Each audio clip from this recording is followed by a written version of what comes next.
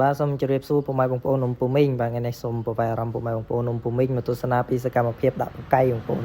បាទបកាយនេះផងដែរគឺខ្ញុំទិញគេទេបងប្អូនដោយសារតែអត់ចេះធ្វើបកាយក៏សម្រេចចិត្តថាទិញបាទមួយដើម300រៀលបងប្អូនបាទគាត់ចង់ផ្លែចង់អីឲ្យមកស្អាតបាទអញ្ចឹងនេះ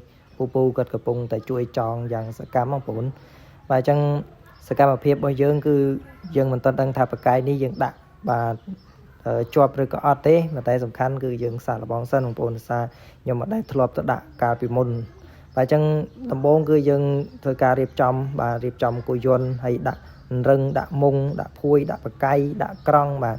ដាក់លើគោយន្តរបស់យើងហើយយើងចេញដំណើរទៅបាទដាក់នៅខាងអាងតាពាំងថ្មបងប្អូនបាទបងប្អូននៅខាងខេត្តបន្ទាយមានជ័យគឺស្គាល់ហើយអាងតាពាំងថ្មបាទស្រុកភ្នំស្រុកអញ្ចឹងខ្ញុំឃើញគេដាក់បានច្រើនបាទឃើញអ្នកភូមិអ្នកដែលគាត់ដាក់បកាយមុនហ្នឹងគឺគាត់ដាក់បានច្រើនអញ្ចឹងទៅគាត់មានអារម្មណ៍ថា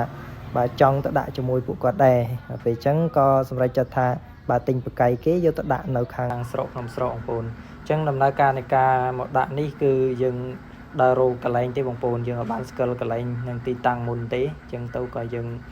បាទជិះព្រាវទៅហើយតាមផ្លូវគឺវេទនាមែនទេបងប្អូនបាទមានផ្លូវជើបផងបាទមានផ្លូវលិចទឹកផងហើយយើងដើររុញគយន្តបណ្ដាបាទយើងដើរមើលផ្លូវកន្លែងដាក់បកាយបណ្ដាបាទកន្លែងតាណាដែលវាមើលទៅយើងគិតថាសម្បូរត្រីហើយយើងអាចដាក់បានគឺយើងធ្វើការដាក់តែម្ដងតែដោយសារតែយើងរកកន្លែងអត់ទាន់បានអញ្ចឹងទៅក៏សម្រេចចិត្តថាទៅមុខបន្តទៀតទ្រាំតែរកកន្លែងឃើញបងប្អូនអើយរុញគយន្តផងបាទជើបផងឃើញថារៀងវេទនាបន្តិចទៅជើងនេះ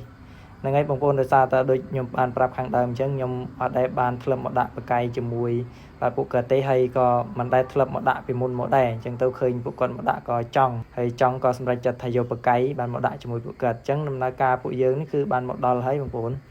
បាទធ្វើដំណើរមកពីឆ្ងាយហើយមកដល់កន្លែងដែលយើងអាចថាដាក់បានអញ្ចឹងទៅក៏រៀបចំស្លៀកខអញ្ចឹងខនេះគឺយើងត្រូវតែមានបងប្អូនបាទចំពោះការដាក់បកាយគឺបានខមួយនេះគឺស្រួលមែនទែនបាទយើងដាក់យើងដើរចុះទឹកត្រឹមស្មើក្បាលជង្គង់បាទលើកពួនជើងអីបាទត្រឹម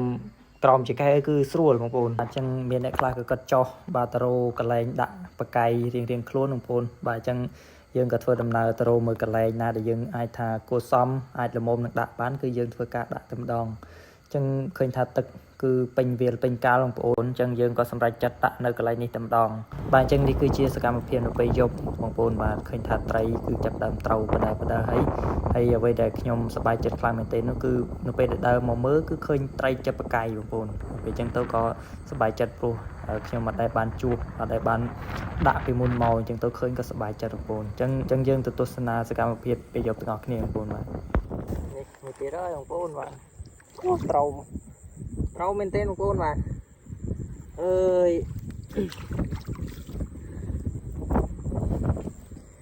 សិតតលេបផ្លែបងប្អូនវាកប់មកគឺវាលេបផ្លែចូលទៅក្នុងពោះតែម្ដងហើយត្រីណា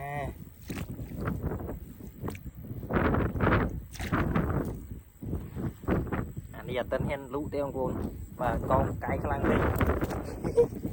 ខាងនេះនៅត្រីហើយអានេះត្រីរបស់យើងហើយនេះអូយសប្បាយលេងហ่ะបាទអញ្ចឹងដូចបានបង្ហាញនៅក្នុងវីដេអូនេះបងប្អូនឃើញថាត្រីគឺត្រូវបកាយច្រើនមែនទេបងប្អូននៅពេលដែលខ្ញុំដើរមើលគឺឃើញថាត្រីត្រូវអញ្ចឹងគឺសប្បាយចិត្តខ្លាំងហើយលើកមកគឺត្រីថិតល្អបងប្អូន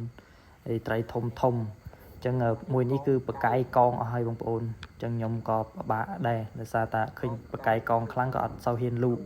តែនៅពេលដែលលូកទៅគឺបានត្រីត្រូវមែនបងប្អូនណាមួយនៅពេលដែលយើងដើរដាក់បកាយពេលយប់យើងដាក់នុយកូនកែបអញ្ចឹងគឺយើងបារម្ភបងប្អូនខ្លាចមានពួកសត្វអាស៊ីពឹសវាទៅស៊ីនុយរបស់យើងទៅបាទលិចបាត់ទៅក្នុងទឹកនៅពេលយើងលូកទៅគឺយើងនៅតែបារម្ភបងប្អូនប៉ុន្តែនៅពេលលូកទៅគឺអត់បញ្ហាទេបាទចំណែកខាងនេះវិញក៏ចូលដូចគ្នាបងប្អូនបាទចូលមួយទៀតហើយឃើញថាវាមានទាំងតូចមានទាំងធំឃើញត្រូវច្រើនមែនទេបងប្អូនបាទប៉ុន្តែត្រីរបស់យើងគឺថិតល្អហើយឲ្យតែថាវាស៊ីហើយគឺមិនសូវរើរួចទេបងប្អូនដោយសារតែផ្លែនេះគឺតាស៊ីហើយគឺចូលដល់ភ្នែកបណ្ដោយហើយមានត្រីខ្លះគឺកប់ហើយគឺចូលទៅដល់បាទពោះមានន័យថាវាលេបក្នុងពោះហ្នឹងបងប្អូនបាទនេះឥឡូវយើងចាប់ចូលក្រង់បងប្អូនហើយនៅក្នុងក្រង់នេះក៏ nằm này nó bông bồn và mình thật đơ mơ toàn ban cái đào thế này đơ mơ tầm ban một đòn thì này mà phải trâu tray ở sau thùng man thế bông bồn mà là mồm mà dừng và phơm hộp này và còn này tray thất thật lo bồn khay này tray thất thất lo ní châu là cả lô thông mùi ấy bông bồn và mượn đo cày ôi đo một cây tuần ơi bà ơi vật mà bị khang nó cho một kháng này hình bồn và cho là lô thông muối hình bồn đi bao vì ôi wow my god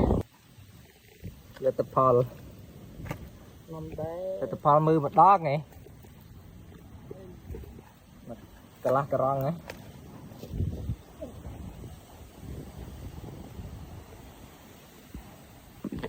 bạn chân ní cái chia sẻ mặt phật để dừng với cả đời mưa để dễ về mà dọc ní cái lòng máu cứ khinh tha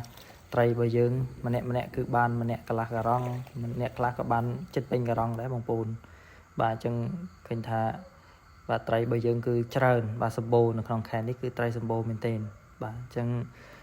sự cảm ơn phiệp đã bắt câyในក្នុងថ្ងៃនេះគឺបាទសូមបង្ហាញតែប៉ុណ្្នឹងទេបងប្អូនបាទបើសិនជាមានកំហុសខុសឆ្គងនៅក្នុងចំណុចណាកន្លែងណាគឺសូម